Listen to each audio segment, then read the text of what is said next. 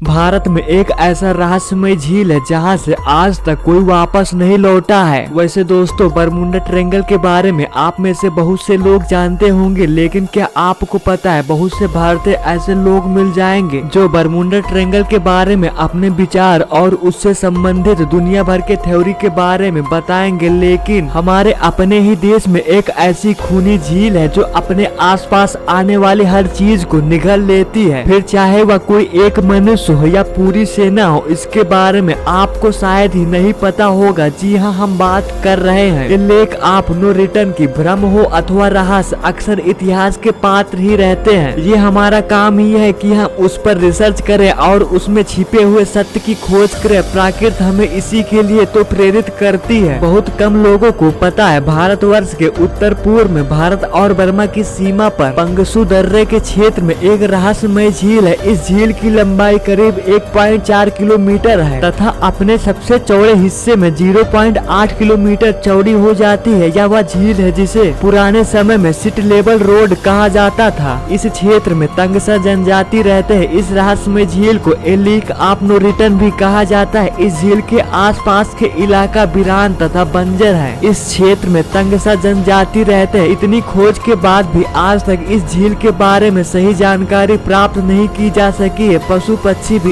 इस झील से दूर दूर तक नजर नहीं आते हैं। इस क्षेत्र के पास वाले गांव में रहने वाले स्थानीय लोगों का कहना है कि कभी कभी यहाँ पर आधी रात के समय आसपास विचित्र रहस्यमय तरीके से स्पष्ट आवाजें सुनाई पड़ती हैं। इससे संबंधित एक भयानक घटना उस समय की है जब द्वितीय विश्व युद्ध अपने चरम पर था। उन दिनों अंग्रेजों और जापानियों के संघर्ष के समय जापानी पूरे आसम पर कब्जा करना चाहते थे, लेकिन जापानियों के दुस्साहसिक अभियान को पूरी तरीके से तहस नहस करने के लिए अंग्रेजों ने एक विशाल सेना का निर्माण किया, जिसमें सैन्य टुकड़ियों के अलावा तोपखाने व बख्तरबंद गाड़ियां भी थी। इसी रास्ते से बर्मा की ओर भेजी जाती थी, लेकिन अचानक पूरा का पूरा सैन्य काफिला पंगसू के दर्रे में पहुंचते ही रहस्यमय तरीके से गायब हो गया। उधर दूसरी तरफ जापानियों की ओर से जो सेना आसम पर कब्जा करने के लिए भेजी गई थी, वह भी इस झील के पास पहुंचते ही गायब हो गई। किसी के समझ में नहीं आ रहा था कि दोनों तरफ से पूरी की पूरी सेना आखिर गई तो गई कहां पर।